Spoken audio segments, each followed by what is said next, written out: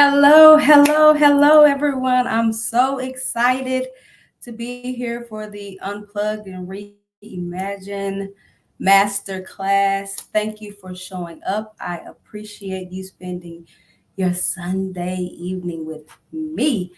So I'm gonna just wait a couple of minutes. I just want to let some other people come in, give them an opportunity to come in before we get started. Again, thank you so much for being here.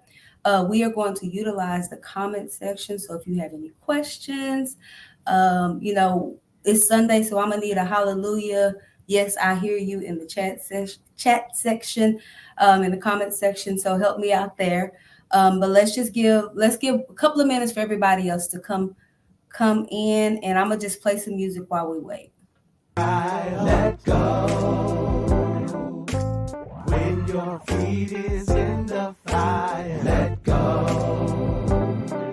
when you feel your faith is weakening. Let go if it's true love that you're seeking. Let go if it's pain from your past. Let go if a grudge won't let you laugh, yeah. Let go. Letting go with grace. Everything's gonna be okay. Letting go with grace. Everything's gonna be okay. Let go.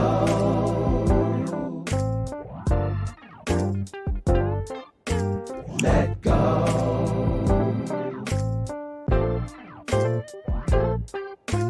Let go.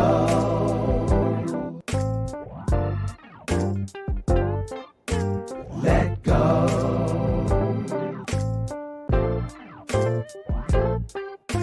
Let go.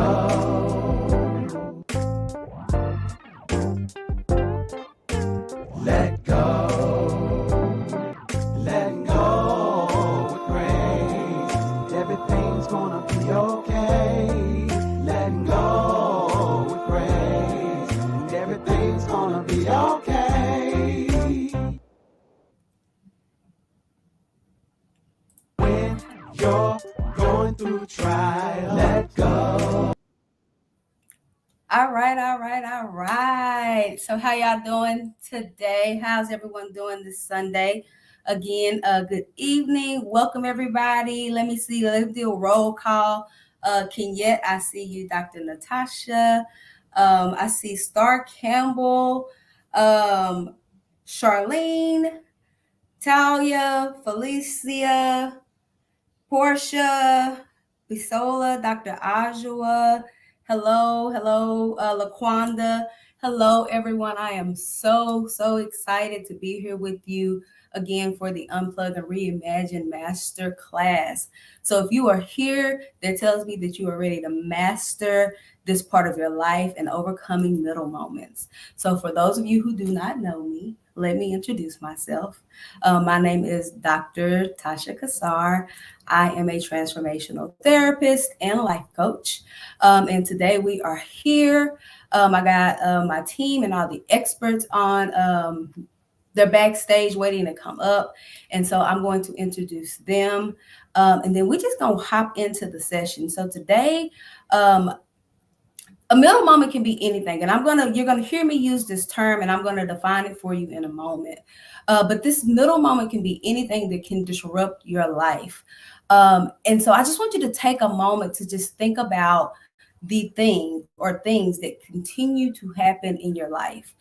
They usually feel like it's so small things at first, right? And I think at first what happens is we know it's something, but we're not quite ready to deal with it.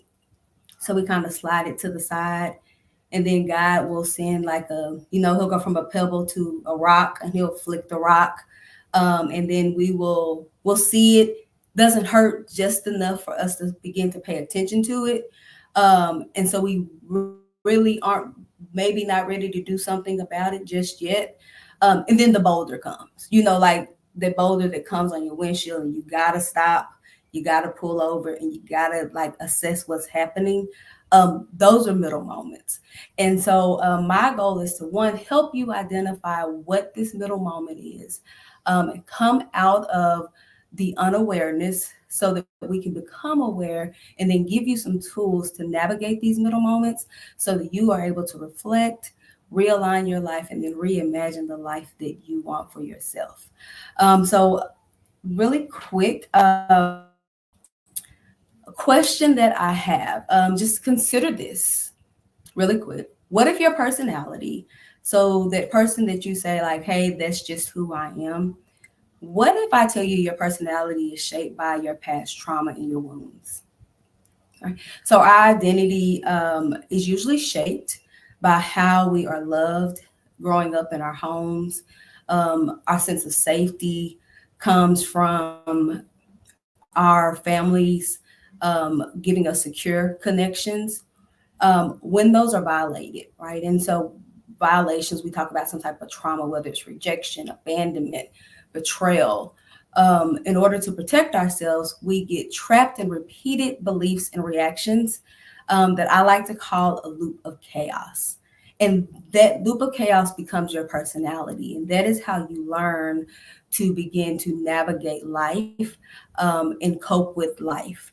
And so we are going to get into the loop of chaos and how that shows up in the middle moment, and how these middle moments give you the opportunity to begin to see that, so that you can begin to become aligned and get some balance in your life. So I am going to pull up my presentation.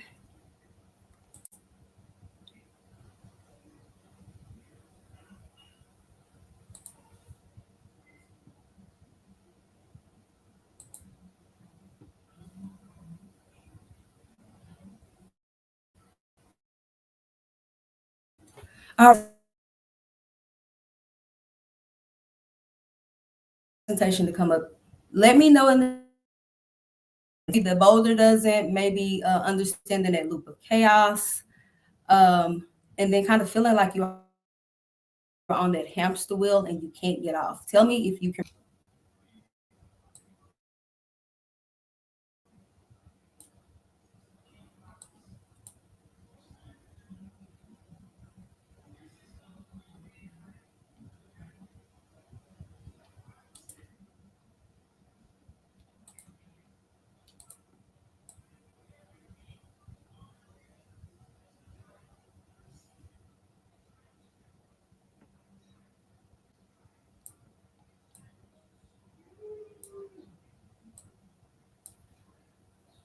Okay, so let's go ahead and get started. Again, this is the Unplug Reimagine, helping you navigate these middle moments. Today, we are going to expose the lies that we tell ourselves that keep us from becoming the best version, the healthiest version of ourselves. So, again, my name is Dr. Tasha Kassar. And I do want to tell you a little bit about myself. I'm not going to assume that everybody knows me.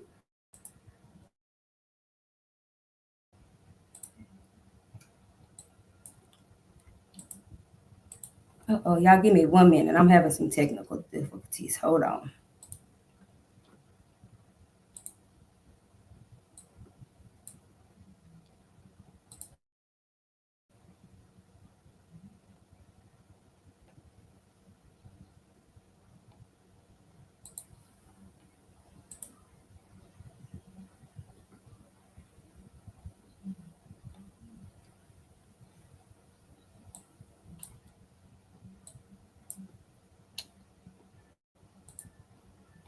All right, let me try one more time. Y'all, I swear I practiced this several times, because if you ever been in any of my groups, y'all know that I'm technically not challenged, but I'm working on it.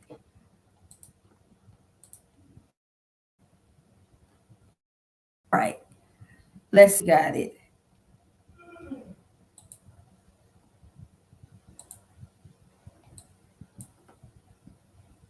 All right, there we go. Tell me, give me a thumbs up if you can, or tell me in the chat if you can see my presentation. I think it is showing, so I'm okay. All right.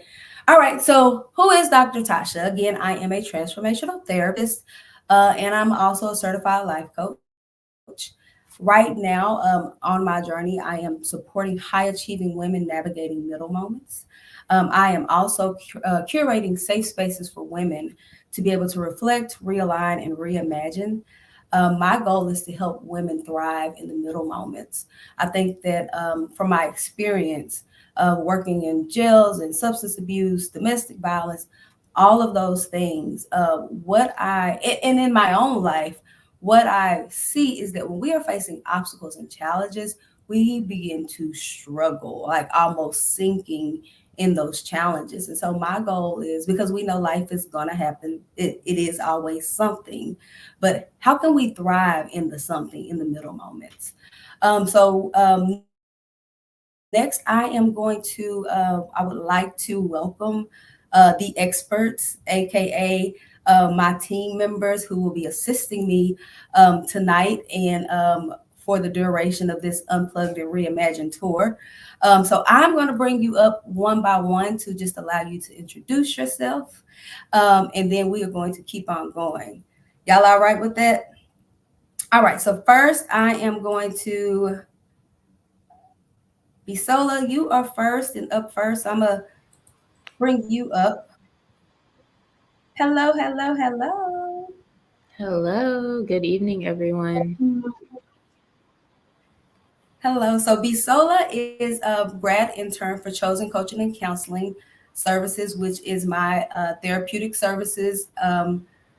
So Bisola, introduce yourself to the people and tell them just your role in this Unplugged and Reimagined tour. Yes, hi everyone. As Dr. Tasha said, my name is Bisola and I am a graduate intern with Chosen Counseling and Coaching Services. So I love working with her and supporting our younger generation of high achieving women as they're working through their middle moments. I'm super excited to join Dr. Tasha and the rest of the crew on this tour, where I will be doing just some work and assisting in helping you to become vulnerable, get to that space where you are able to feel your emotions, and then as a result, get to the point of reimagining your preferred future. All right. Thank you, Bisola. All right. Up next, we have Miss Alicia, who is Hi, also a everyone. grad student at Chosen. Go ahead. All right, thank you. Hi, everyone. My name's Alicia. I'm a grad student with Chosen. Um, just as Basola said, we're here. We're going to help you all get comfortable with vulnerability. And I think one of the most important keywords in the retreat, the title of the retreat, is the unplug part. And unplugging, allowing ourselves to feel emotion. So without the distraction, without anything, and really sitting in it and being comfortable with vulnerability. So we are able to get to the next stage and just getting comfortable with the middle moments. So thank you. Thank you, ma'am.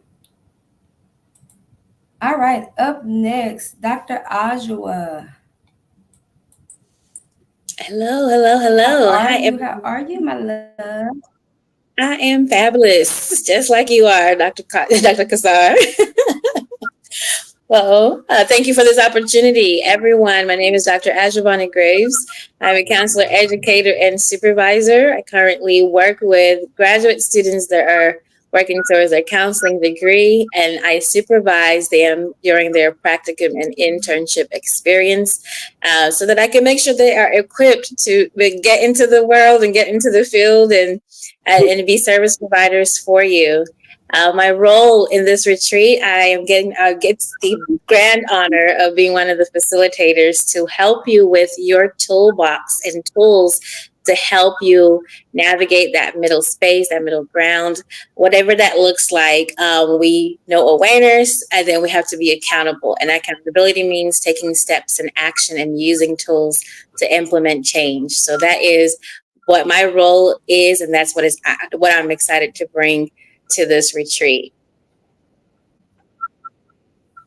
Yes, and I'm so excited. Dr. Ajua Bonnie Graves and I, We did our master's program together. She has been my rock, and she is part of the reason that I'm in this place because she challenged me and stretched me. She held me accountable, and so I love her for that. And I'm so glad that you are joining me on this part of the journey. Absolutely. Thank you. Thank you. All right, up next we have Coach Portia. Hello, hello, Coach. Uh-oh. Coach Portia, I think you muted.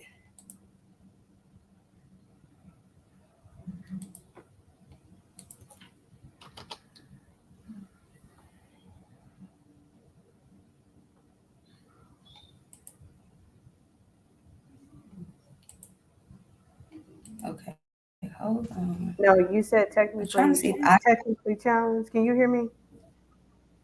Yes, I can hear you now. Talk about being technically challenged. It's okay. It's Sunday. Hi, everybody. I'm Coach Portia. Nice to see everybody here. I am super excited to be a part of this Here. um, Imagine retreat. My job here is to be your coach, one of your coaches. I have been doing mentoring for many years. I'm also in leadership in a major corporation, and so I've been doing leadership for a number of years, 10 to 15, I believe. And in that career, I have had the opportunity to empower many people that serve under me to be the best version of themselves, not only at work but also in their personal lives. So I take mentoring very very serious, and so this is something that is an opportunity for me as a now a coach to come outside of my organization and give that gift to people that are not tied to us.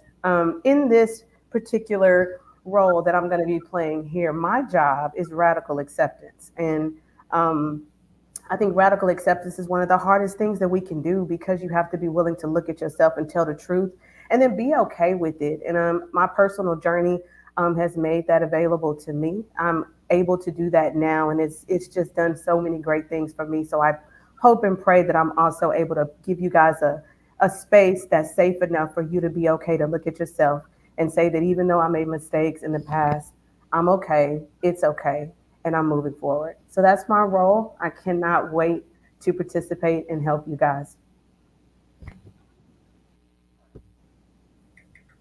All right, y'all. Give me 1 minute. I'm trying to see if I can get Dr. Natasha Jones. I see her in the chat, but I'm trying to see if I can get her backstage so that she can come up and introduce herself. So if y'all will just give me 1 moment. Let me see.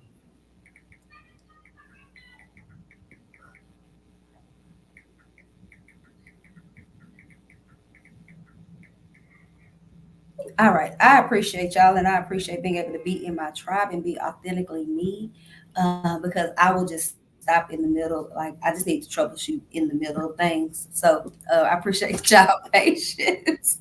Um, so, okay, I was going to show this presentation, but, and if you have spent any time with me, either as your therapist or as your coach, you know that I really do. I really am trying to yield to the spirit, and just kind of be in the moment and do what the moment is calling for. And I just feel like this moment is calling for a conversation. So what I'm going to do is I'm gonna pull my presentation down. I will send the notes to everyone at the end. But I'm gonna pull all the ladies back up, and I want us to have a conversation. I'm gonna go over the material, but I want us to talk about it because my goal is when you leave here, I want you to be able to expose the lie. I want you to be able to know the thing that is holding you back, have awareness of that thing. Um, and I just want us to flat out tell the truth. And so I think that in conversation, and you can see how we are navigating middle moments and applying these principles and standards, I think it would be more beneficial than me just going through the slides. So I'm gonna pull my PowerPoint down, and I see Dr. Natasha's in. So I'm going to welcome her to the stage. and have her introduce herself. Hello, Dr. Natasha. How are you? Hi. I apologize. I didn't understand the assignment, so therefore I was not obedient. But I'm here now. I'm here now.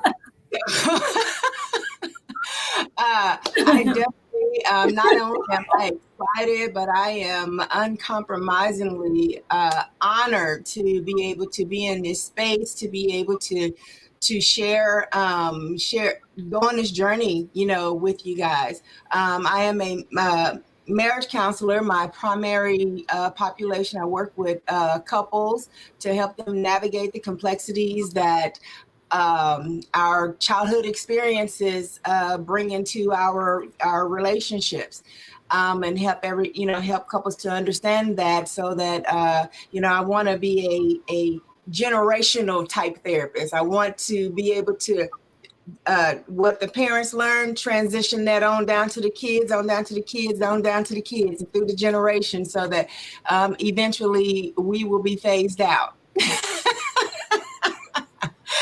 This is one job I want to be put out of. But I'm super excited to go on the journey with you guys.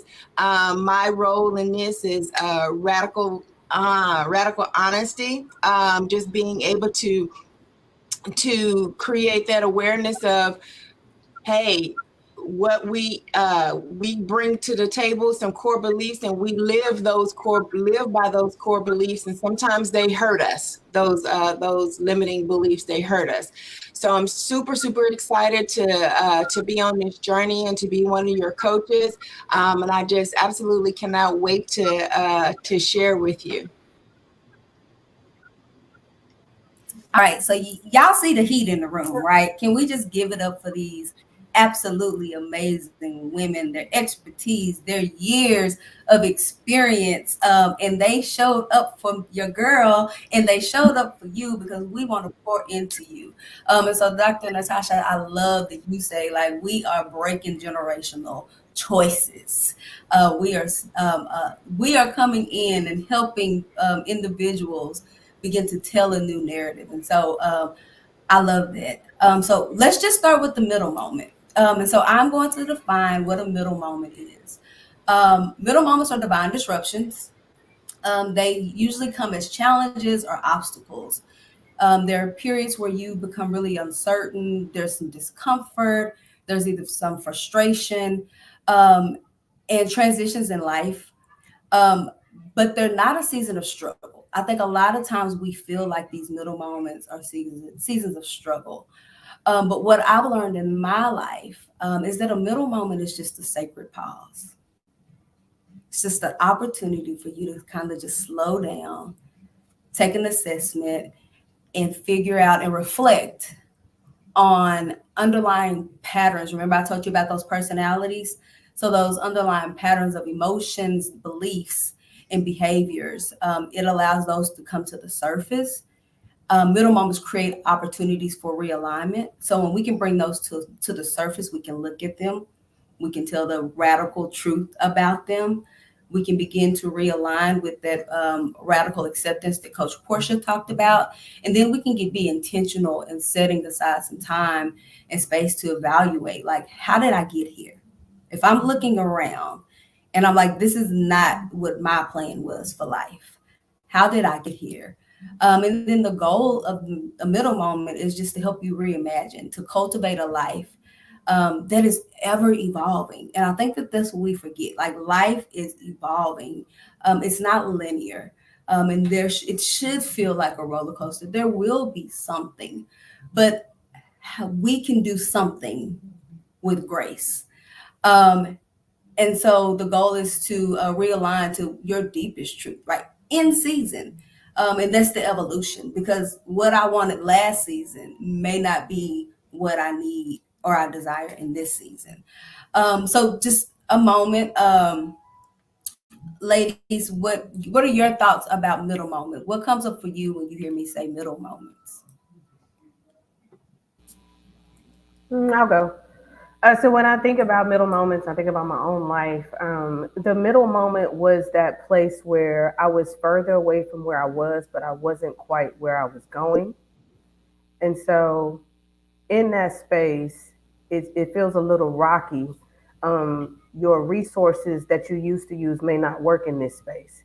You may not feel progressed enough to be where you're going, but you're too far away from where you went, so you can't go back. It's like this gray space where you're trying to find your footing to keep going, and you know for sure you can't turn around and go back. Like that's the way I would describe a middle moment. And no, it's not suffering, but it feels like it because you don't really know where to go. Like that's the way I would describe it. I'm not quite sure where I go from here and what is my next step. You know, am I doing the right things to get to the right place? And where is my second wind? You know, that's going to push me and catapult me to the finish line. That's what I would describe my middle moments as. I would describe mine as you, in the beginning you didn't know how to get there, so now you have all the knowledge and the education and the support of getting there, but then now it's okay, when do I get going? What's the first step that I take? Right? I have all the, have all the ingredients, but now when do I get up and get this done? Right? So, and that goes back to those, those stories and narratives that you're telling yourself about, do you deserve this? Who am I? I have all this family who didn't have all these things. So what are they going to say about me if I go this way? So when do I make this move? So you have all that. Now, when do I get going with it? Because I have all these things in my head that I'm telling myself that are a bunch of lies.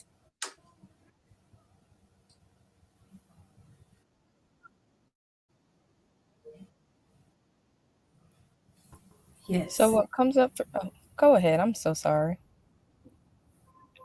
You're gonna give me the floor? You good? Okay, Go thank ahead. you.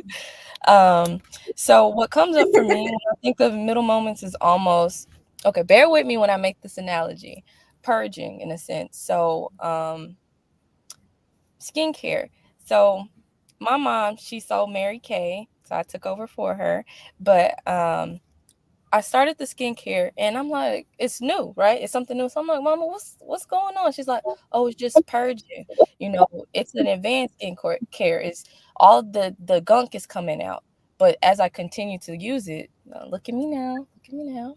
So, I that's what came up for me. It's like you might not understand where you're headed in a sense and trying something new, these new tactics, it's like, well, this doesn't seem to work, but I know what I was using before especially didn't work. So it may take a little bit of time to get to see the results that you're looking for, but you have to be consistent. So that's what came up for me. All right. Come on, Alicia. Come on. All right. Yes, I love that. All right, so I am gonna be all in y'all business. So I am going to tell my story and how I came up with the middle moments, and then this framework that I'm going to share with you that will help us navigate. That became my standards on navigating middle moments with grace. So my loop of chaos, that personality, the thing that I said that happens when there's a traumatic incident and it affects the way that we see the world and the way that we see ourselves. My loop of chaos and my identity and sense of safety were shaped um, from my experience of sexual abuse from the ages of 6 to 12. This left me feeling defective and powerless. It almost created a victim mindset, where I always viewed like things were happening to me, and I could never see how things were happening for me. Um, it began, and so as that became my mindset, I began to feel those voids of feeling defective and not enough and inadequate with achievements, right? With high achievers, right? And so we learned how to get the validation through doing the things. And so I did all of the things Self criticism came with that, the procrastination, the perfectionism, trying to control everything, because if I controlled it, or if I could figure out exactly how it needed to be, then what that would allow me to do is navigate any changes. Or I guess the goal for me was not to have any changes. Like if things didn't change, then I could navigate it well, and that's what I thought. That was my stinking thinking. Um, Seeking validation, and I had this light bulb moment. I think when we think about women and seeking validation, we usually go to people pleasing. But something hit me the other day, and I'm like, no, you know what? Women are probably, um, I'm going to say this word, love bombing, right? We probably love bomb way more than, I won't say way more than men, but way more than we will acknowledge it.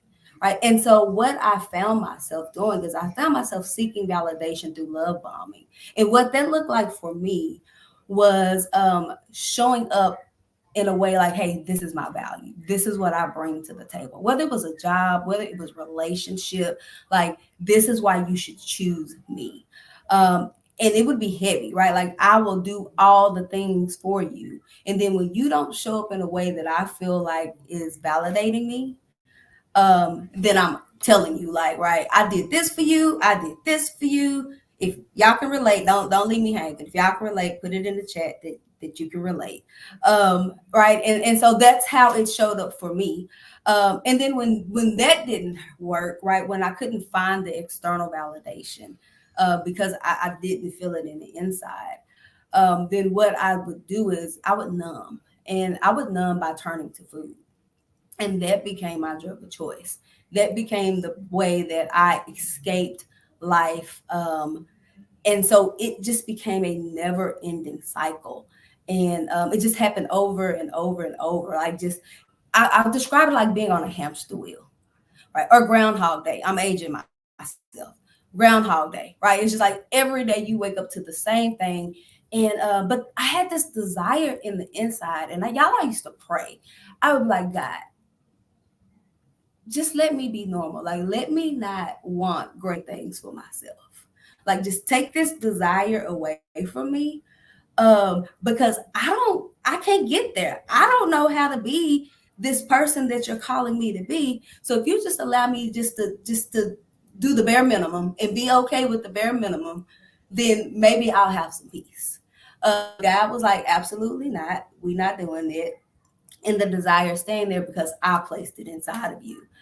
And so I think it all came to a head for me. So stuff like pebbles, right? So all through my life, the pebbles, I would see it. I started telling myself, right, like I was never chosen. No one really valued me. Um, oh y'all, I was mean too. I was, right. I was really mean and angry. Um, and it was just because I wanted to protect myself. I felt like no one was protecting me. And so I had to protect myself.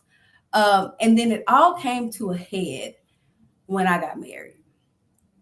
And so I'm gonna tell y'all a little bit about my journey. Um, y'all, this man chose me. Did y'all hear me? He was consistent, persistent. He was on the gas and he was not getting off. And for someone who had a hole of not feeling good enough and feeling defective, okay, y'all already know, right? Um, so yeah, it was everything that I wanted. I did everything in my power to throw him off. Like I wanted him to prove that he was choosing me. So I would do all the things that I needed to do for him to reject me, and he didn't reject me. And so I kept testing him, and I'm like, okay, finally, I'll give in. I'll give you everything but my heart. But then I gave him my heart, and so we get married, and he puts me on this pedestal, right? And as he puts me on this pedestal, like I'm feeling seen and I'm feeling valued. This sense of trust just kind of allowed me to become more vulnerable. So to soften up. And then just like that, we had to tussle with an affair. And when I tell you that my tower of safety came crumbling down. I was devastated. Um, in the beginning of our marriage, I remember um, being in the shower, and for whatever reason, both of these stories, if God caught me in the shower, and I remember being in the shower, and God was like, "Will you give me your marriage?"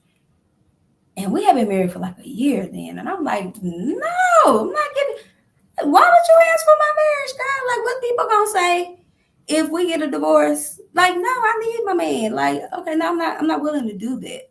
But this time, I'm in the shower. I got tears streaming down my face, and God said, "Are you ready?"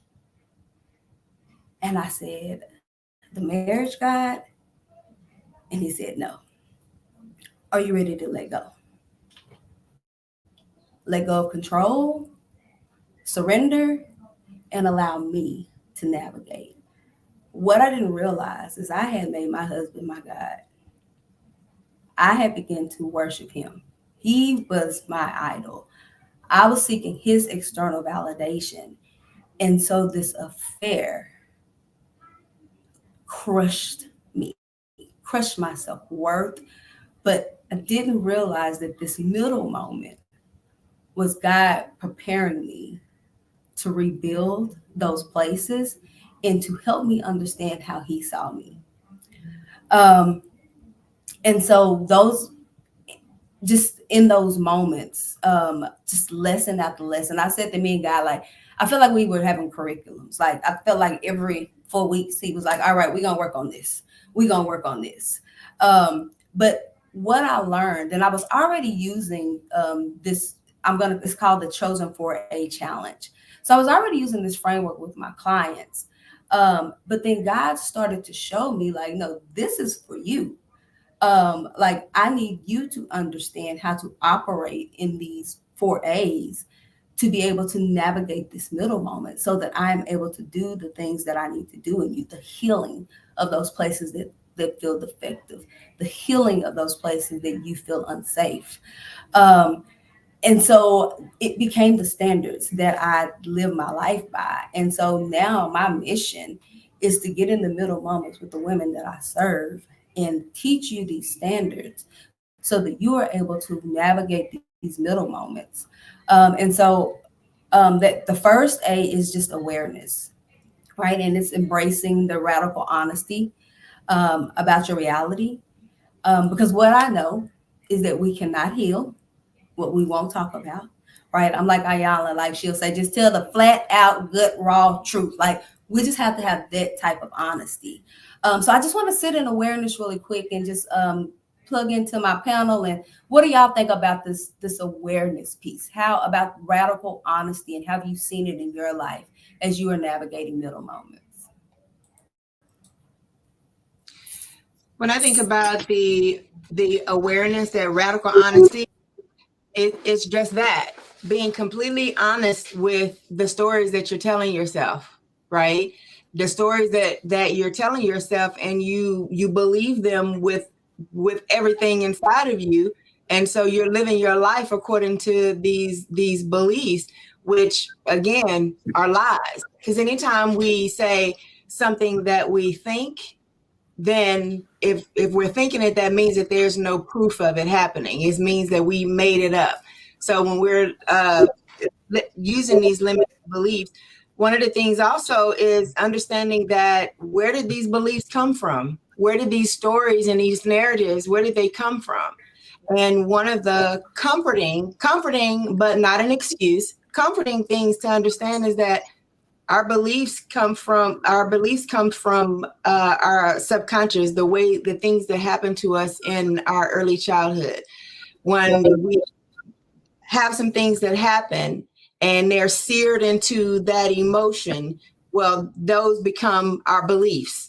And so we start living those things out. And then those beliefs are also the way that we protect ourselves. So when we're thinking about that awareness and that radical honesty, being aware of the stories that you're telling yourself so you could begin the journey of changing those beliefs.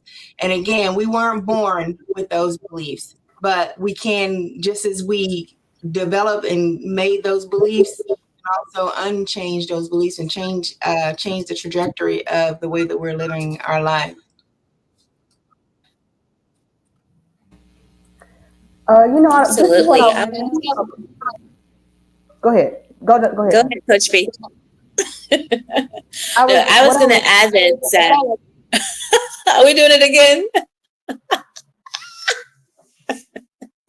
Okay, real quick. For me, awareness, I equate it to truth, right? And I always say, so let me show what Dr. Jones is saying.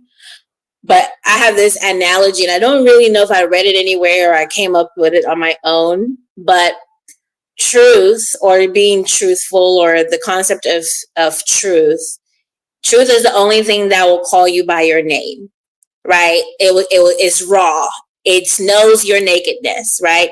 And a lot of times we are aware of some things, but then we don't want to be aware of all of it, because it's going to require nakedness, vulnerability, and just being exposed, right? Even if it's just us by ourselves seeing ourselves, right? Because what comes with that? Some shame, some guilt, some ownership, all of it, and sometimes it's not pretty. And so awareness is synonymous to truth. And when we're truth, we got to look at all of it. We can't look at some of it. So we got to look at the ugly. We got to look at the good. We got to look at, which part of it is on my own, which part of it, and being aware and being truthful also takes away from finger pointing. Take the part of it that belongs to you, and the truth will call you by your name and make you accountable, right? And so for me, I've always seen a part of awareness as owning the truth. It's the truth. And one of my colleagues that's a medical doctor had this quote from long ago, and she said, the truth, like surgery, hurts, but it heals. And so it's gonna hurt because it's the truth, right? But it's going to heal, because once you get through the middle spot and the transition, and you're doing the tools and you're doing the work and all the ugly, it's hurting. Oh, my heart, my ache, everything, you're feeling it. But just like surgery, it hurts, but it heals. And that to me is all what awareness also is all about. Yeah. That is beautiful. So this is what I wanted to add. What I wanted to add is this: the facts are the facts. The step by step, this is how it went down. They're facts. You were in that place. That did happen. But you change the perspective of it by the story that you tell about the facts. So we don't want you to deny the fact. The fact is the fact. If you were with somebody and this dude blindsided you and you didn't know, and all of a sudden you found out he was messing with another female, and now this female calling your phone, and all that stuff happened, sis. That happened. All of it did. We're not asking you to deny facts. What we're asking you to do is look at the story you telling yourself about the facts. Like, what are you telling yourself? Did you say to yourself, I am not worthy and this man never loved me, or I'm not, he's doing me so bad, it must be something I did. These are the stories that we tie to the facts. So that awareness is like, okay, you can tell yourself the truth about the facts, but now we want you to look at the story you're applying. And typically that story comes from your belief systems. It comes from, how you grew up. Like Dr. Kassar said, some of the things you went through when you was growing up, you tie meaning to things, and that becomes your story. So that was what I wanted to add. Like, we ain't denying what happened, because we all, the story is the story. What we want to do is challenge what you, not challenge the fact, but challenge the story that you're telling yourself about all of those facts. Can I give a quick example? All right. I don't know. Yes, ma'am. Yes, you may. I had gone to, we have, Albertsons has this incredible deli. And I had gone there one day, I had a few minutes, for my break, and I needed to go get me a sandwich. But when I got there, there was a guy, standing up at the counter and, placing his order. So, I want to get a man his space or what have you. So I'm standing back, and while he's placing his order, I'm reading some emails on my phone. And so then I heard a different voice. I heard a female voice. And so when I looked up, I saw this short lady, up there. She didn't look like me. And she was, placing her order. So immediately, and I'm like, now hold up. Is she really just that? Is she feeling herself that much? She just gonna jump in front of me and place her order, right? So this is what I'm telling myself, that, okay, she's taking advantage of me. I have no control over this. She's taking my space, right? And so that's the story I'm telling myself. I don't have control. I must be unworthy. I must be, beneath her. Okay, so when we, as Coach Portia say, when we look at the facts, here's the facts. The facts is, first of all, I am a almost 5'9" tall Black woman. She had to be every bit of 4'11". When you walk into the store, there's like this little shelf over here with cheeses that I was standing behind. So the facts is, I'm standing behind something. There is a high probability the woman just didn't see me, right? And so because the facts are that she didn't see me, then that story of she must be privileged, that must not be true. That can't be true. Because number one, she don't know me. She don't even see me standing over here, right? And so once I change that story, then I'm able to go and tap her on the shoulder and say, ma'am, I was in line, but ahead of you. And she's like, oh my God, I'm so sorry. My kid was sick. I had to pick him up from daycare. And, and I'm just going to get something for dinner. And I'm like, all right. You go ahead and place your order. But what that told me is that I was in control. I got to allow her to go in front of me and place her order. But had I acted on that story I was telling myself, I probably would have never been able to go back to Albertsons again.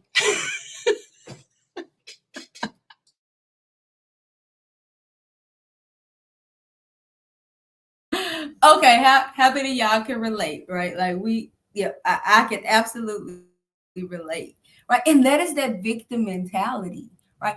And trauma creates a victim mentality because if there have been times in our lives where we have not been in control and we felt powerless, right, that becomes the narrative. I don't have the power to do anything differently. And so then the lens that we put on, we see everything through that victim lens. And so people are doing things to us. So I love that.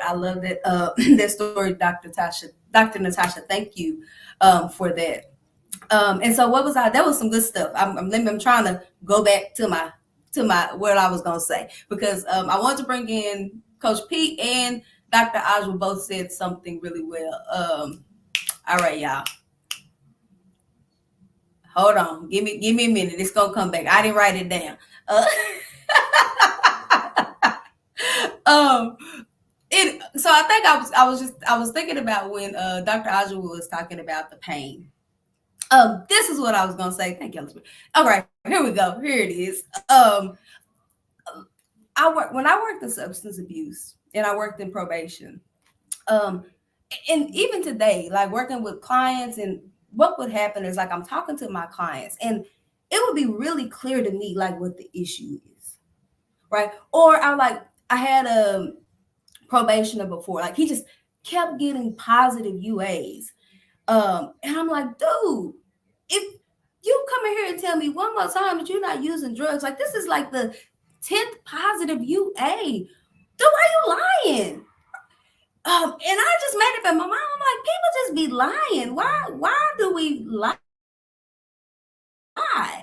But he was adamant, so adamant that he ended up going to prison because he continued to violate and he wouldn't tell the truth about it, so we couldn't give him treatment. He comes out of he comes out of prison and he's placed back on my caseload and he tells me, and I'm curious, right? So I'm like, why did you do that to yourself? Like, what was that about?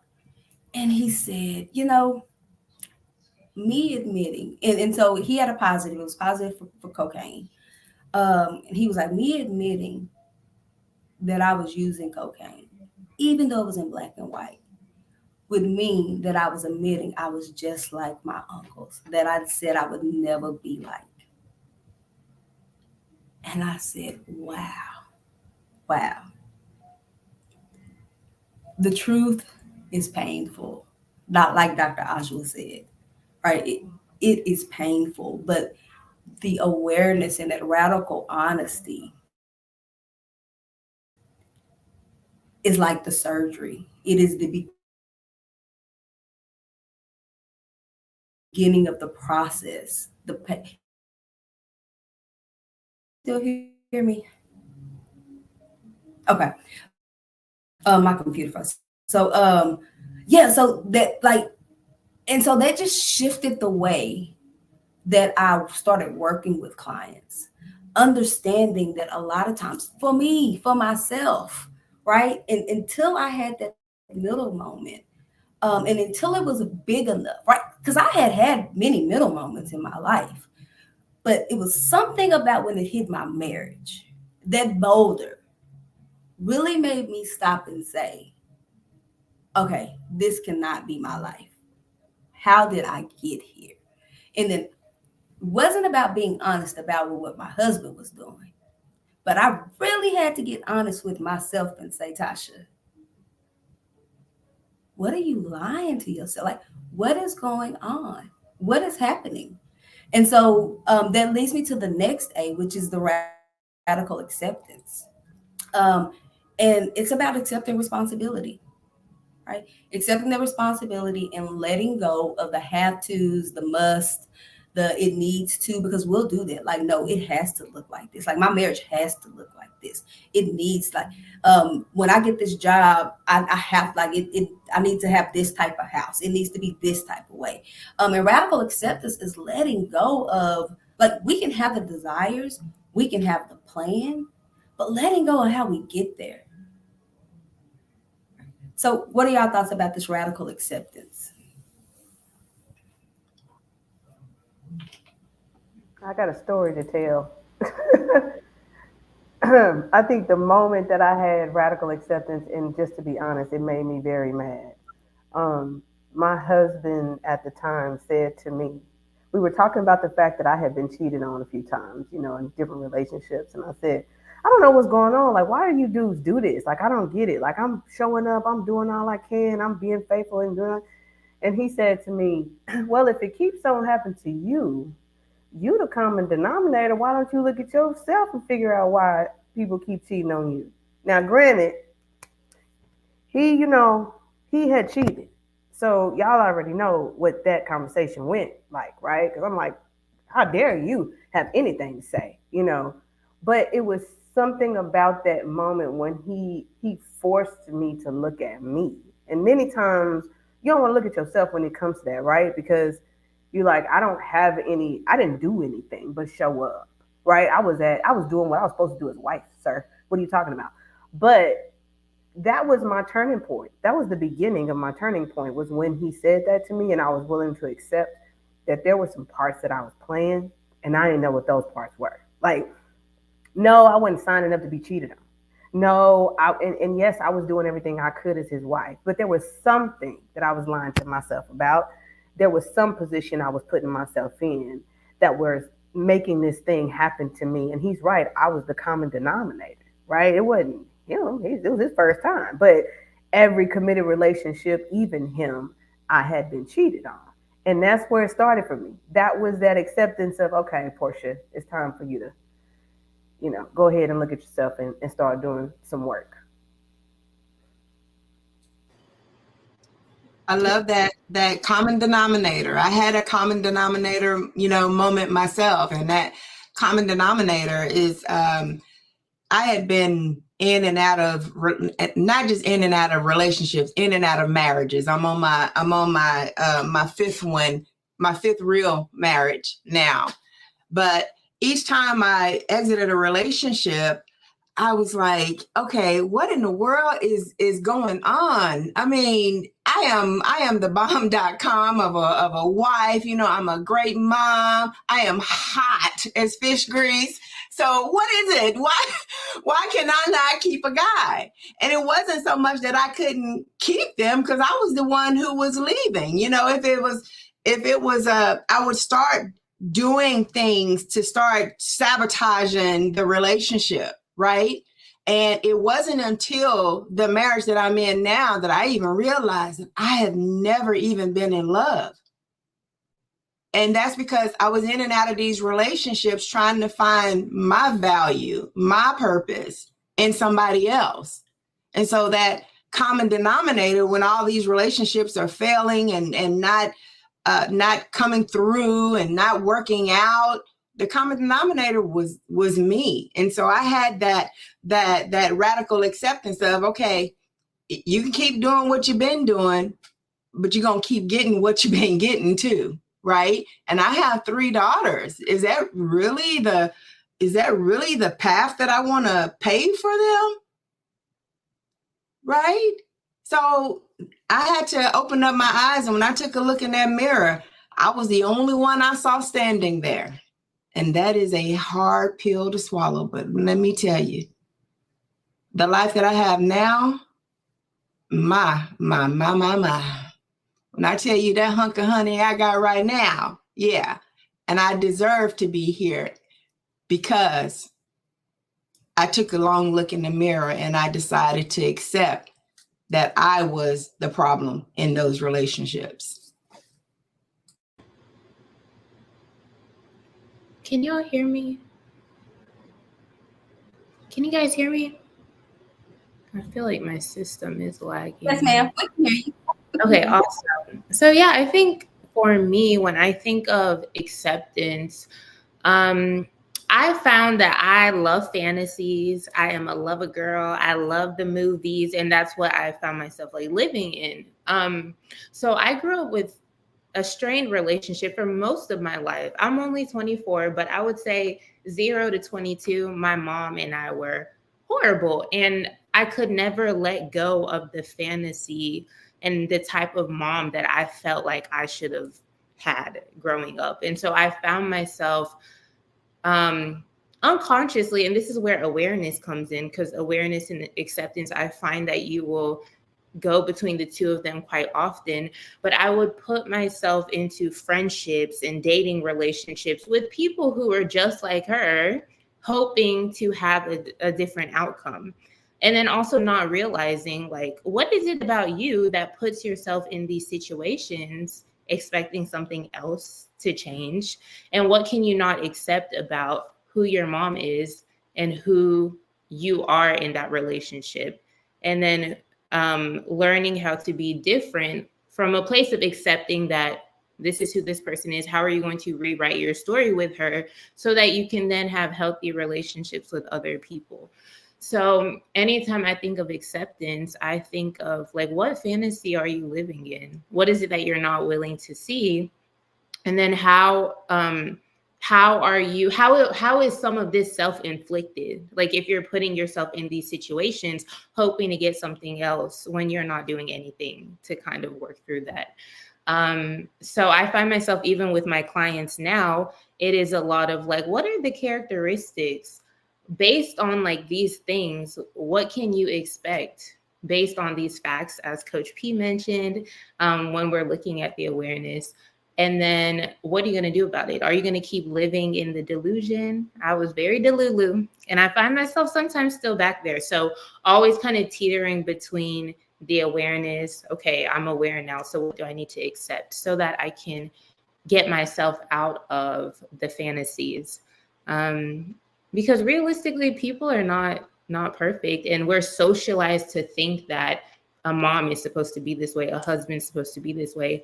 But these people are not perfect, and neither am I. So I really had to kind of let go of the fantasies and as it says in the Bible, be transformed by the renewing of my mind and look at it from a different perspective. So hopefully, I'm hoping that we can do a lot more work and just acceptance, because I think that's when the vulnerability comes out. And that's what Alicia and I are hoping to work with you all on as we continue this tour.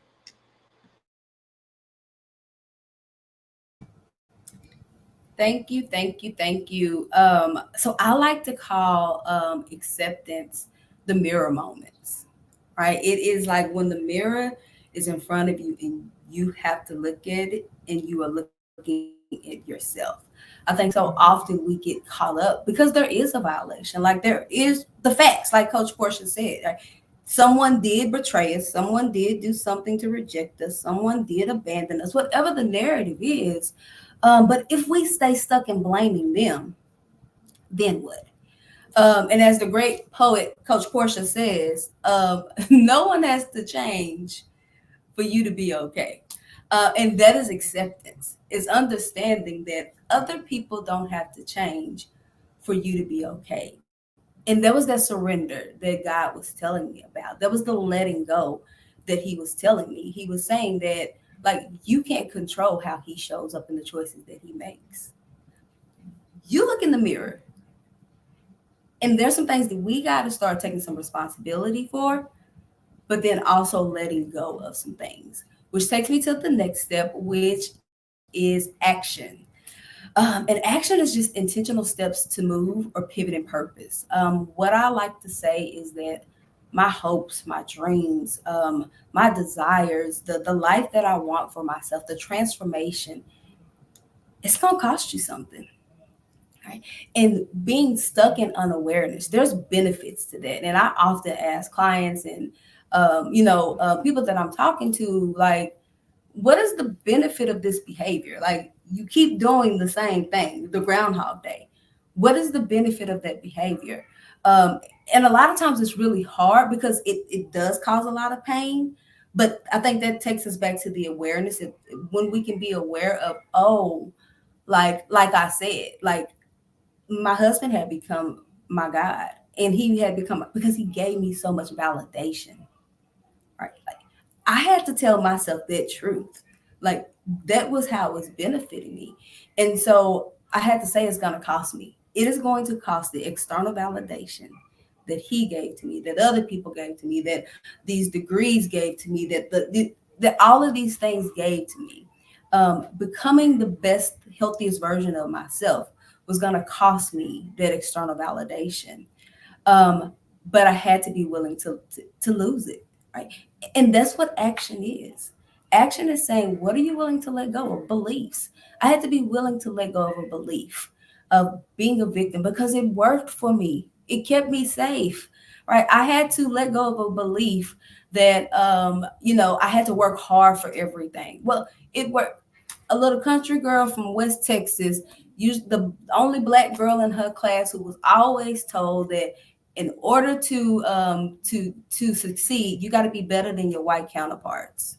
Right? So subconsciously, what that told me is that I somehow wasn't adequate enough. And so what I told myself is that means I have to work harder. I have to do more. But it was beneficial until it wasn't beneficial. And so in the action phase, it's just the understanding my transformation is going to cost me, right? And as you can see, these steps, the awareness, the acceptance, the action, and then next we'll talk about accountability. It's almost like a ladder. So at any time we are transitioning to one of them, because even in the action, in order to understand how my pivot needs to be, I have to become aware again, and I have to accept something, right? I have to be willing to let some things go, and it's uncomfortable, and it's painful, and I'm uncertain, and I'm frustrated, especially as a high achiever because I have black and white thinking. So I need to know exactly the plan and how it needs to go. And so I operate in perfectionism as I'm talking. If I'm hitting any of your streets, put it in the chat for me. And because I'm operating in perfectionism, I'm procrastinating because I'm telling myself that I can't do the thing because it can't be perfect, all of those things. So I'm gonna open it up on the action. It's gonna cost you something. What are you willing to let go of?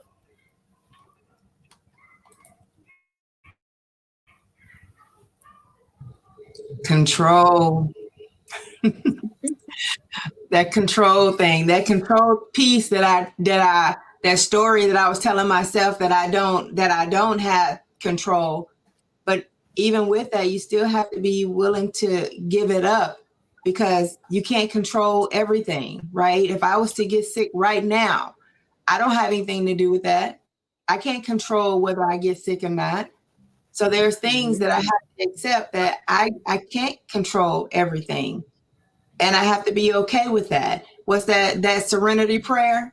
God grant me the serenity to accept the things I can change, the courage, courage to change the things I can, and the wisdom to know the difference. I have to have the wisdom to know what I can control and what I can, and that is very little. Yeah. And to add to that, like Dr. Kazari mentioned this, when we say, really we quick often before, say, go ahead.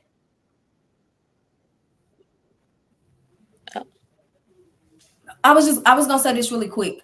Yeah, we're gonna be on to 7:30. So the masterclass will wrap up at 7:30, and then we'll do some Q&As. I just wanted to make sure everyone knew that we got about 30 more minutes. All right, go ahead, Dr. Ajwa. I apologize. Yeah, sure. I was saying that we hear it a lot, right? Let go, let God, let go, let God. We all say, we hear it. We often, it's a goodie, oldie but a goodie, right?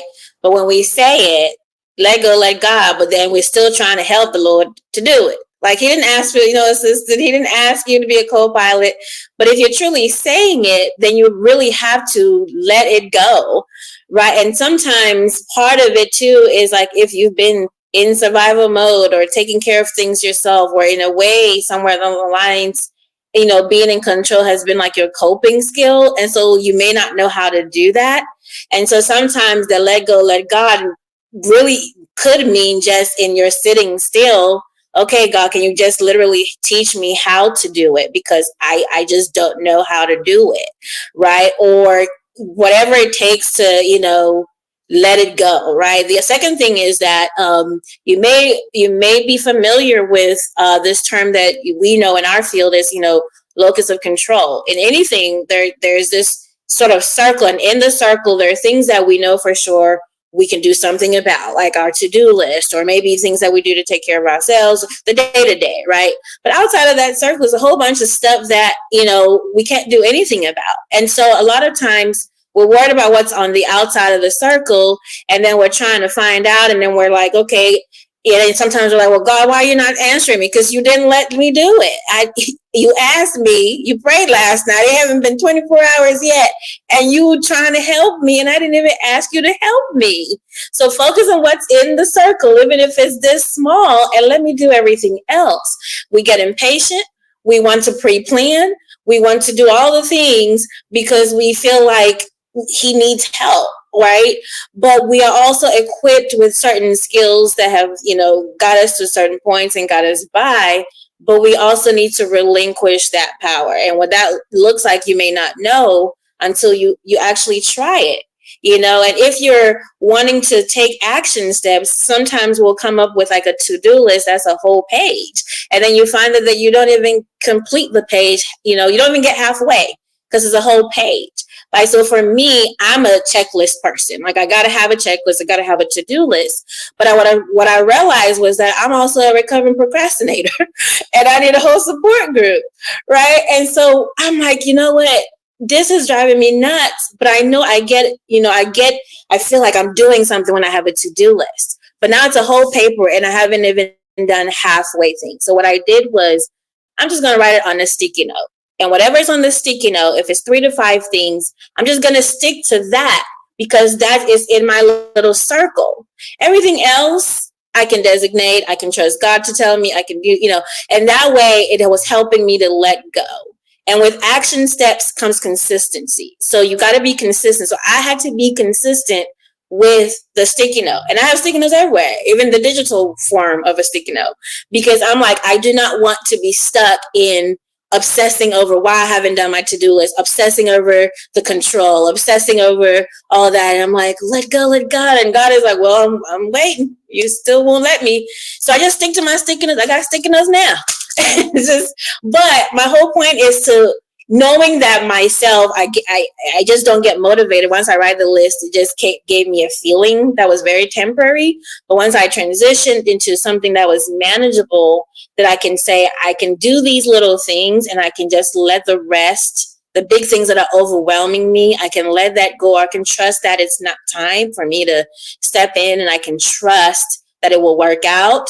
Then it relieved some of that need for control and being in overdrive all the time. Like, It's okay. I'm enjoying being a passenger princess. My problems, like so that's my bit on that.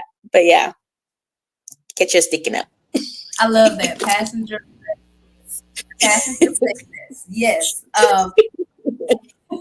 And so the next step is the accountability, so that you can be a passenger princess.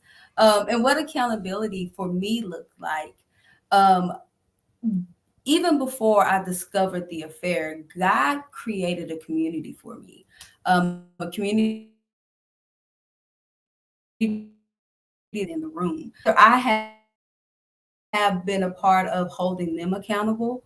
They have been a part of holding me accountable. And I think that what the accountability does is it keeps us honest. But there's something to the accountability.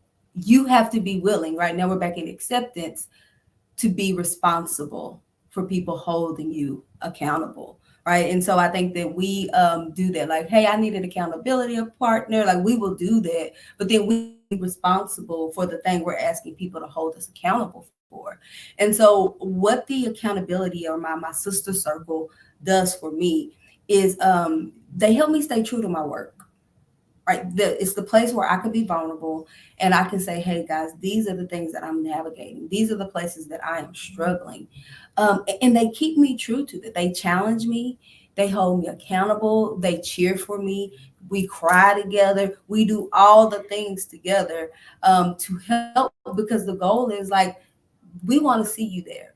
um, and what I discovered also is with the accountability, when you're in relationships, because a lot of times we try to do the work ourselves, but you can't do the work alone, right? It takes relationship to do the work. We aren't meant to do the work alone because somebody got to hold the mirror, right? Like, somebody needs to hold the mirror. And what I saw is I was showing up in the sister circle the same way I was showing up in life. So I couldn't be a victim anymore, right? Like, there was no victims. I had made an appointment to be there. The way that I was in the loop of my loop of chaos, my pain, had created these circumstances that I kept finding myself in. Groundhog Day. And so what my sister circle did is they held me accountable to stay in alignment with my purpose. No, this is who you said you are. Right? Like, this is who you said, this is what you said you were going to do. Oh, and this is how I'm experiencing you, by the way. Right? You said you was working on that attitude, but you told me to hold you accountable. I'm holding you accountable, and you got a whole attitude. You didn't ice me out. You ain't call me back. You ain't block my number. Okay, I ain't this petty, but right, we done followed each other on Facebook and Instagram. Like, you done unfollowed me because you in your feelings. But that is the purpose of a sister circle and having that level of accountability. And so I'm gonna move on. I'm not gonna ask for any feedback on that because I want to make sure that I get to exposing the lie. Um, and so exposing the lies is in the awareness phase. And so the goal of the awareness phase is, one, to take full responsibility of your life, embrace the truth. So again, there are no victims. What I had to realize is no one was coming to save me. You know, that little Tasha that had been abused from 6 to 12. No one feeling like no one protected her. No one was coming to, like, either it was me or it wasn't gonna happen. Not saying that people weren't going to support me, and people are there to support you. But I had to make the decision to save myself. And then just recognizing that transformation begins when I stop waiting for those external solutions, right? Other people, validation, other people to come and do the work. And then just start owning my own choices, my own actions, my own outcomes. And then the first step is becoming radically honest with yourself. And that's getting real about where you are. And so I just want to kind of like take a minute and have you just kind of check in, and just kind of like do a Rolodex of your life. I keep using these words and aging myself, y'all. Kind of, just kind of take a moment and just kind of look over your life and ask yourself, like, how did I get in this place? And I'm hoping that some of you are in a place that you want to be in. And even that, how did you get there? And if you're not in the place that you want to be in, whether it's emotionally, spiritually, physically, financially, health, um, then how did you get here? Like, let's get real about the patterns of behaviors and relationships that are no longer serving us. Whether it's a job, whether it's a relationship, whether it's you, the relationship that you have with yourself. Ask yourself what is no longer serving you, and what is it going to cost you if you do not surrender it? And so when we talk about exposing the lies, it's just identifying barriers that come up, that prevent us from speaking up. And some of those barriers are the fear of rejection, right? So if I tell the truth, um, what is going to happen? Are people going to still respect me? Are people going to still want to be around me? If I'm a people pleaser and I say no, like, are people still going to love me? Um, putting others putting others' needs above your own, and so not telling the story. And I'll be honest, like, I went back and forth about if I was going to tell about my time in my marriage, about the affair. And I think for me, it was putting my husband's needs before my needs, right? It was thinking, like, how's this going to impact him? What is he gonna say? What are people gonna think about him?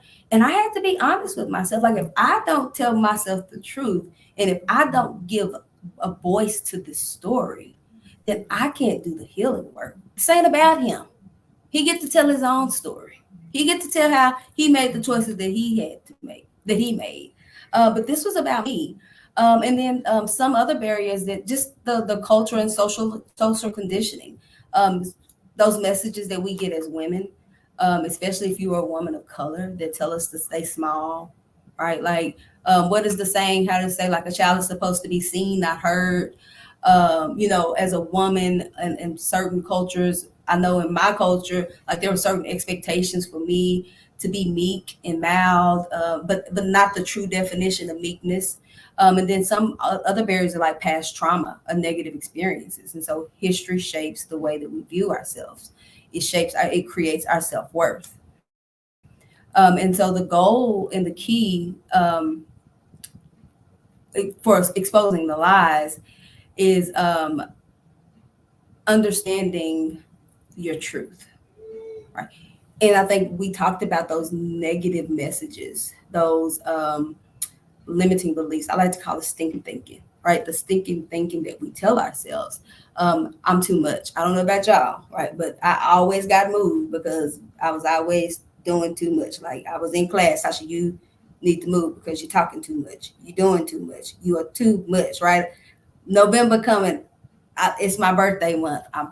I'm telling y'all, I'm doing too much. I'm just owning it. I am the queen of too much sometimes, right?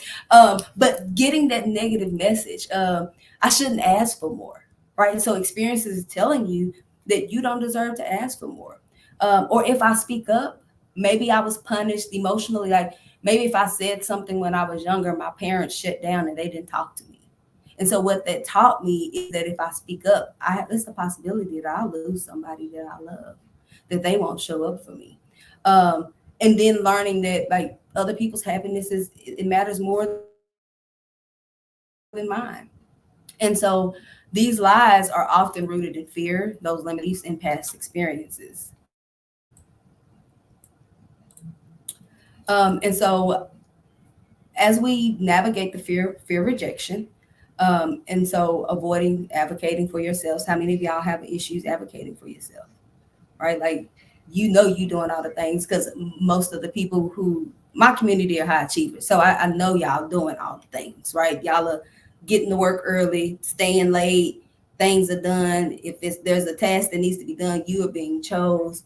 But then when it's time for a raise, you won't even advocate for yourself. Like, you won't even say, like, no, sir, I need X amount of money because A, B, C, D, E, F, G.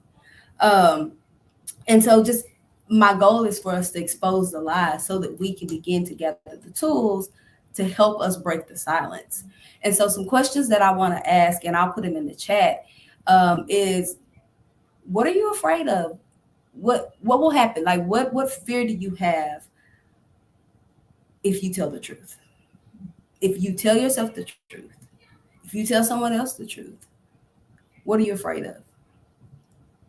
And if you stay silent, what are you sacrificing? And then the last one is, what is the worst thing that can happen um, if you need to ask for what you if you ask for what you need? What is the worst thing that can happen by asking for what you need? I just want you to think about that for a moment. So what are you afraid of? If you speak up, what is your fear? And then not speaking up and staying silent, what are you really sacrificing? And then what is the worst that could happen if you ask for what you need?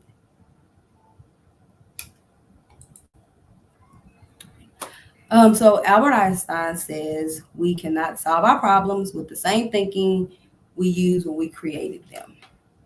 Um, so I'm gonna use that. I'm gonna go into the chat because I want to hear some of your feedback, and then I'm gonna open it up to the panel, and then we're gonna use this quote to help us pivot into how to expose our truth and start being honest with ourselves.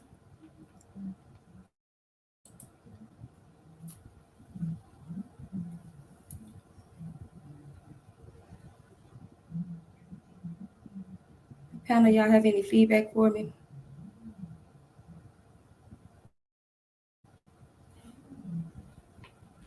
We live in the chat. We live in the chat. No, I was thinking about something as you said, exposing the Okay, lie. all right. What are you fearful of? And the first thing that I thought, I'm just going to be 100% transparent. This is raw, everybody.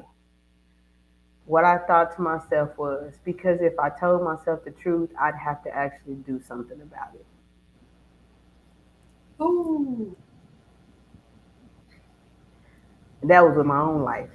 So that's raw. So, because now I know, so I better do something if I tell the truth about it. So that's why I'm telling myself a lot, Dr. Kassar. I just wanted to tell everybody why I'm telling myself a lot. That's step one. I mean, I'm moving to the next one, but I just had to tell y'all. I appreciate it. Thank you. Thank you.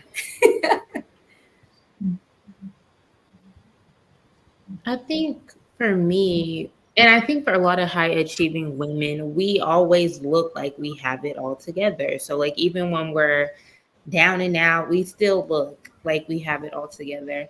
And I think I just grew up with the belief like you never let them see you sweat. So I think for me, my biggest fear is like, okay, what happens when like I don't have it all together? What does that say about who I am or how people perceive me?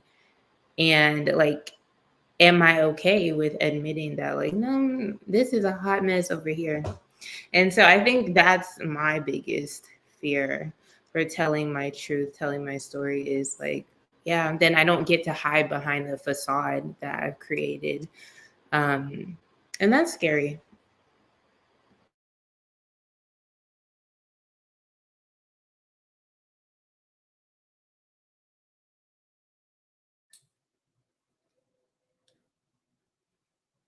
Can you guys hear me?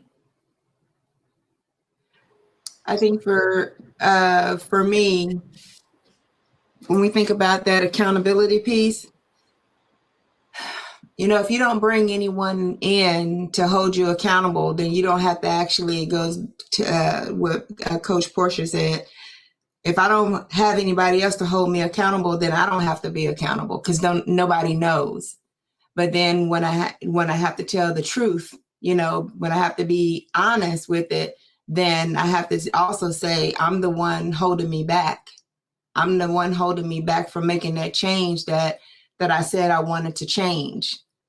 So that accountability piece is definitely a tough one. And it's almost like that punch in the stomach, how when I grew up with my grandmother, and if my cousin and I got in trouble, you had that pit in your stomach that you're gonna get in trouble. You're gonna have to go out to the tree and get your switch. And all day long you got that piece in your stomach. Well, that accountability piece is that when you say, okay, hey, I want you to hold me accountable to, to achieve this goal or to do this thing. It's that constant peace in your stomach. That's why you start, unfollowing them on Facebook and ignoring the phone calls and stuff like that, because you got that part in the pit of your stomach saying, okay, I'm in trouble.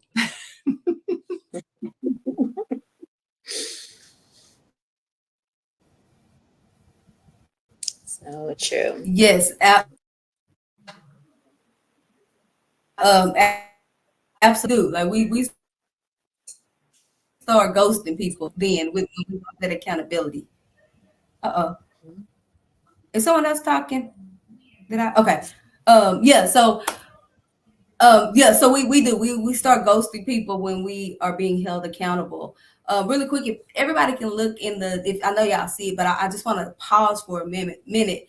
Coach Portia put this up, and I think it is true, because a lot of us, especially if there's rejection and abandonment and betrayal, like that control is real.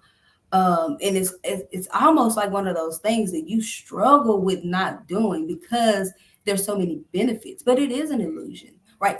If we think about it, like, safety is an illusion. Right? There is no tangible safety, yet we all want to be safe, and the goal is to be in safe spaces. And so I want to challenge everybody to understand that safety lies within you. And when you know and you can learn how to navigate in your safety within you, then safety is wherever you go. And then we don't have to operate from a place of control. And we learn how to operate from values that help us have boundaries. And so I put up this truth formula. And so that is what we're going to use to help us begin to expose the lies. And so again, right, I'm living in my truth, and so I am a believer in Jesus Christ. And I know that everybody who I coach and everyone who is a client of mine does not have the same belief system as me, and I'm absolutely okay with it. So just interject the God of your understanding, or whatever it is that you use to help you navigate these. But this is my truth formula and how I navigate it, and so I want to give you the example of that. And so it's just tune into the lies, right? It's becoming aware of those limiting beliefs. For me, it's through the time that I spend in prayer, right? And the Holy Spirit begins to reveal things to me, and whatever that looks like for you. And then recognizing the root, because a lot of times we will do just enough, but we won't do we don't do the root work. So if we don't do the root work, it's just like you in the garden, right? Like when you kind of, it's a weed in the yard and you just kind of like chop off the top of it. What happens? It grows right back. And so our goal is like, how did this belief get there? Like, what happened? What caused this belief? So that we can uproot the lie. And that's beginning to reject the lie and choose to release the lie. We get a choice. Like, there's a choice. That's what we control. The choice. We can choose to reject the lie and release it, and then transform with truth. And so anything that we release, we have to replace. And so for me, it is me replacing a lie with God's truth. Like, what does God's word say about me? What do I believe to be true? What are things that I now understand that are true about my life, about my situation? Like Dr. Natasha said, oh, the truth was, it's absolutely clear that the lady didn't see me. Like, that is a truth, right? So beginning to exchange that lie with the truth. And then the last one is just hold on to grace, and that is what I have learned in my experience in the letting go. So God didn't only tell me to let go, but He said let go with grace. Um, and so the journey of embracing grace was a struggle at first because of the self-criticism, and so being really hard on myself when I wanted to change something and I got it wrong. But just allowing myself room for growth, right? This the healing, free from perfection. Like, there's nothing, I call it my striving. Like, I'm in my loop of chaos when I find myself striving, when I believe that, like, yes, God said I can have this, but I got to work for it. I got to show God that I deserve the thing. And so I get busy doing all the things, neglecting my family, neglecting my other responsibilities because I'm feeling like I got to help God. Like, God, let me help you get me this thing. But so what the holding on to grace for me is actually practicing that for myself, self-love, like stopping and saying it is okay. Like, you get to mess up and then fail forward. Learn the lesson. Take a moment and learn the lesson, and let's just try again. And that has been a game changer in my life.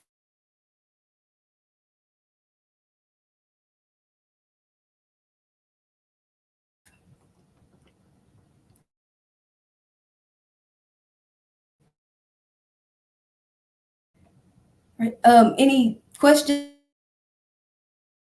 What do y'all think about this truth?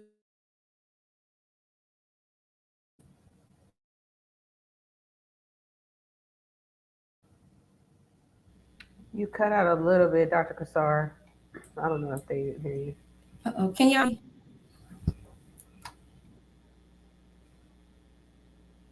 Okay. Yes, I can hear you now.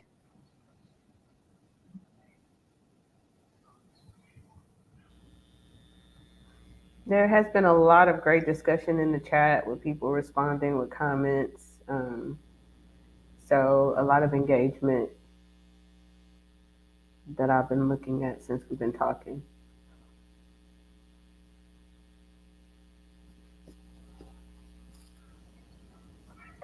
Okay, thank you. And y'all tell me if this is helping y'all. Like, I'm trying to go back and forth through the chat. Um, so I see that it is giving a lot of people some awareness, and that is my goal today. My goal was to help you understand what lies you were telling yourself, and then give you a formula to begin to expose those lies. And again, I'll send you all of my slides. And so the goal is to move forward. So once we are in awareness and we expose our lies, and then it's just that acceptance and accountability. And so those are some of the things that we would like to do for you. Um, as I'm looking in the chat, I can relate, and I'm hearing like a lot of people can relate. And so, one, I would like to allow you to borrow the truth that I have come to for myself. Um, and that is that you're chosen. Like, you are uniquely called. We are all uniquely called for some purpose. Like, you were gifted for something and for someone, and someone is waiting on you to tell yourself the truth. Right? Someone's life is depending on your yes and your obedience. I don't know if y'all know who Stormy is, and she was on one of them um, Jackson. I don't know, like where they was the group came together, the black people on the TV. What is it called? They like Love and Hip Hop, but they one of those. Huntsville. That's what it is. And so she's one of the characters on there. But anyway, she has sells hair products. And so she's just talking about her journey because she hit like $1 million in sales in 3 hours. And so now TikTok is like using her to teach this method of how she did it. And so today I was looking at her page, and she said, man, had I never said yes, had I never figured out who I was, I wouldn't have been obedient, and there would have been people who did not have the opportunity to get this formula so that they can begin their process. And so I just want to encourage each of you that there is a purpose, and someone is waiting for you to do the work. Someone is waiting, depending on you to do the work.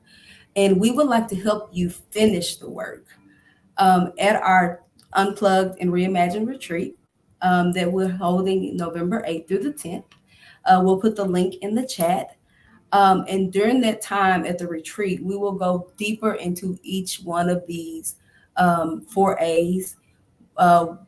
Everyone talked about their areas of expertise. You will have these ladies, so you get 7 coaches and therapists for 2 3 nights. What is it? Truth. I'm sorry, 3 days and 2 nights. And so we would love for you to come to the retreat and join us so that we can walk with you, so that we can be your accountability, so that we can be your sister circle, and help you begin to transform your life and be the best version of yourself. So I'm gonna just pause right there. Again, the link is in the comment section. If you have any questions after you go to the link, we are going to stay on. Portia and I are going to stay on for a moment just to answer any questions that anyone may have about the retreat or anything that is coming up for you. Again, I so appreciate each of you spending your Sunday evening with me. I pray and I hope that I left you with a tool that changes your lives. This is the beginning of your transformation, and I truly believe this. I believe that I had to go through my middle moment, and God downloaded this formula for me and the standards because not if something happens, but when it happens. That when we are going through these middle moments, that you too have a formula to and standards to live by so that we are thriving in life and we are not just accepting things. So again, I truly, truly, from the bottom of my heart, thank you all for attending. Ladies, my dream team, like I so appreciate the love and support, and for y'all showing up for me. So I just want to open the mic one last time to see if y'all have any closing remarks, and then we are going to go to Q&A. I am feeling excited for this retreat, as you know, because as just as much as I'm part of the dream team, I'm also bringing myself in there, right, to connect with, everyone that's going to participate, everyone that's going to trust us on this journey. That, everything starts with community and support, and part of community is following this framework and joining with you and saying that after this retreat, we want to give you something to take away with, that in turn, hopefully you can also pay it forward. Right. And then you can also reflect back on what this experience was like for you. That one time you decided to come to a retreat and connect with some amazing sisterhood and get the tools and healing and all the things so that you are equipped to answer God's calling upon your life, and you are equipped to unleash and open up and help others. It is how it started with Dr. Kasar. It is how she connected with all of us, and it is how we've all been able to support each other through this journey.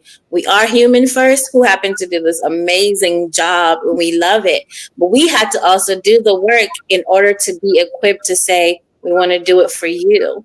So I'm just excited to see everybody November 8th.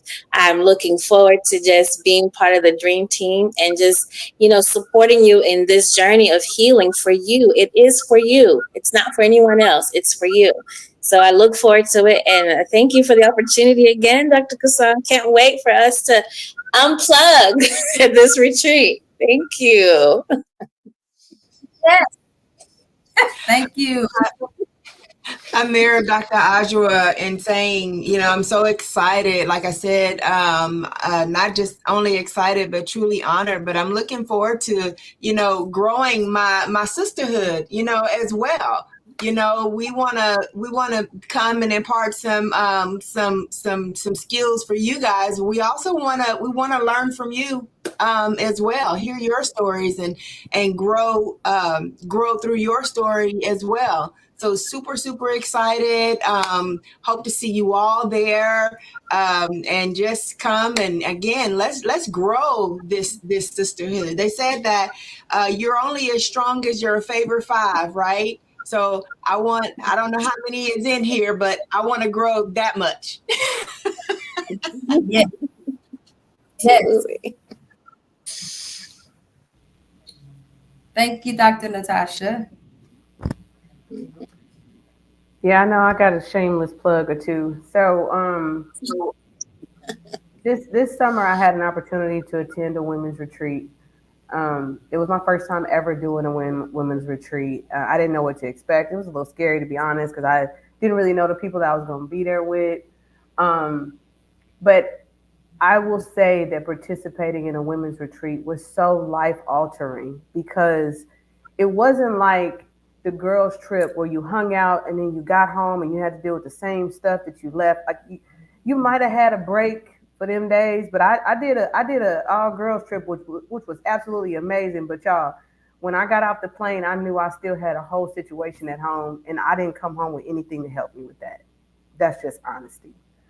Um, when I went to this women's retreat, I walked away with some tools that would help me with my everyday life.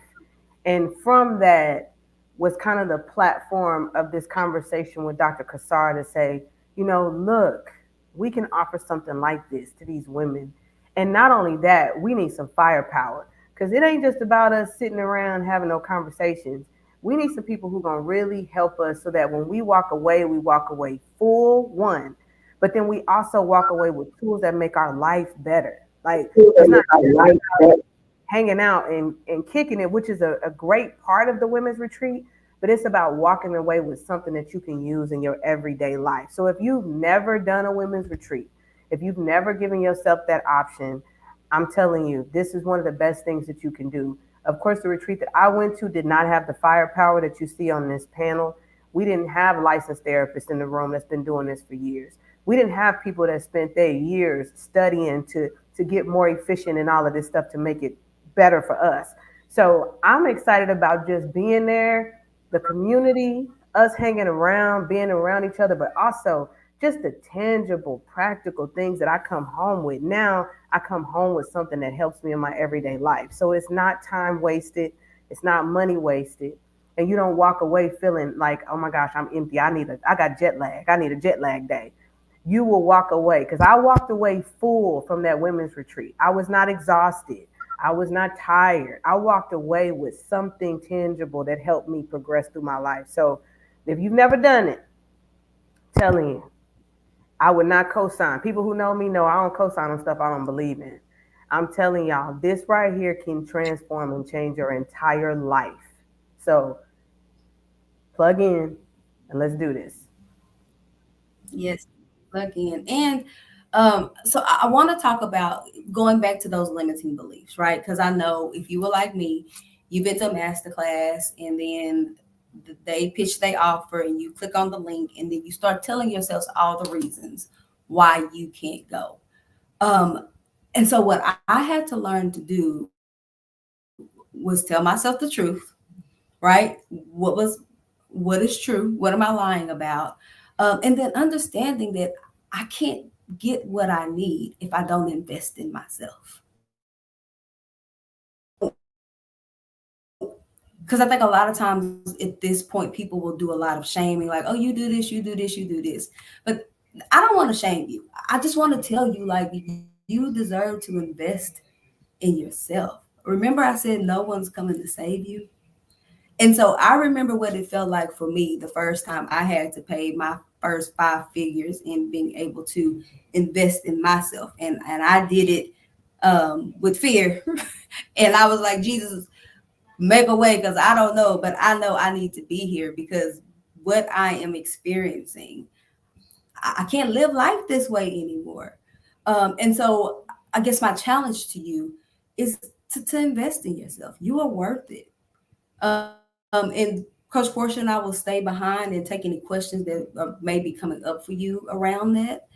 Because we want you to invest in yourself. We want you to be here. You see the dedication, the love, the genuineness, the authenticity, the work that has been done in the room with these women who are these experts who are going to show up. And we just want to pour that into you because we know it wasn't all for us. Yes, we were getting healing, but we understand that the healing is not for us. It is for us to share and pour into others. And so Bisola and Alicia, if y'all have any just closing remarks, and then I will release y'all. And I appreciate your time.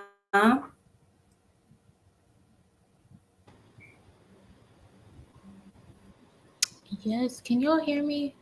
I think my system is lagging. Let me know if you hear me. Mm-hmm. Okay, awesome. I'm super We can hear excited. you. Okay, great. I'm super excited to be a part of this project, this retreat. As Dr. Tasha mentioned, and just the fact that we go to school, we learn how to do all these things, but we also go through it ourselves. And so I think God has given us the gift to be able to share this with others and having gone through it ourselves. And so I'm super excited to just be amongst these women and doing this work. And then also just coming with expectation. I'm sure that there's so much that I'm just going to gain from being around everyone. And so in as much as we're coming to pour into you all, I think the six of us are really excited for all the things that you all have to offer us as well. I think keyword is really sisterhood. And Miss Iyanla, she always says, I am not my, wait, how does she say it? I'm trying to get it right. I am not my sister's keeper. I am my sister. And in my sister, I see myself. And so, just like those mirror moments, we're going to see ourselves in each other and hopefully be able to hold each other's hands as we're, journeying towards our preferred future. So, I'm super excited. I hope to see several of you there on November 8th.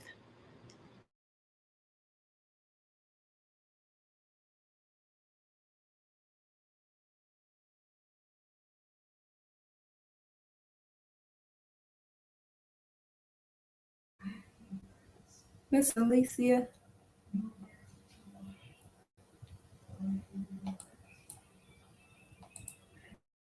She's having some connectivity issues. Okay, all right. Well, ladies, I will let you all enjoy the rest of your evening. Again, thank you again so much for showing up for me, showing up for these ladies. I appreciate it and I love you all. Right. And then Coach P and I will stay a couple of minutes and answer any questions that anyone has.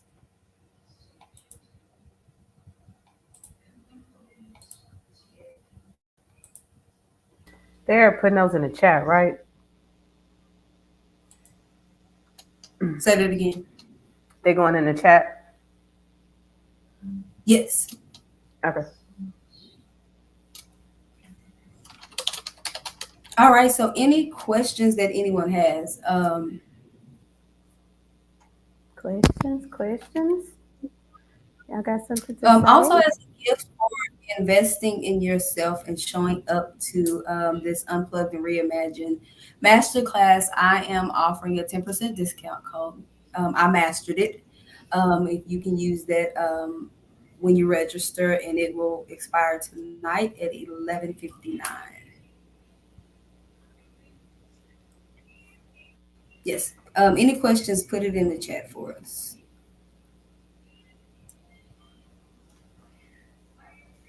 And then also, I will put um,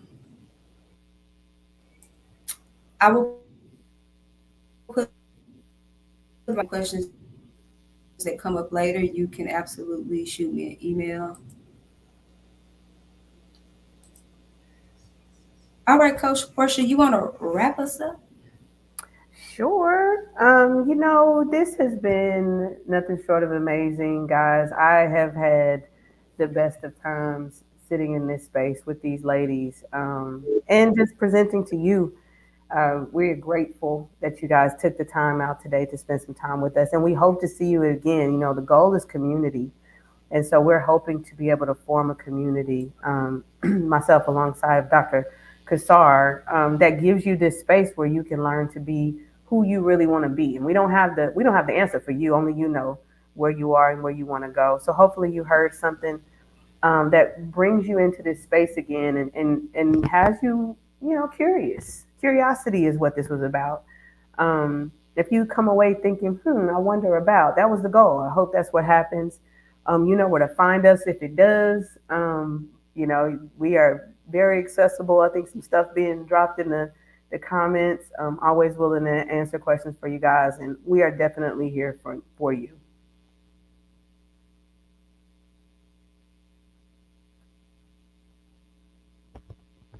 Are you frozen, Dr. Kassar? Yes, I froze, so I didn't hear anything. That's okay. Somebody did. Don't worry about it. Somebody. Okay. All right. No. So again, I thank you again, Dr. Tasha Kassar.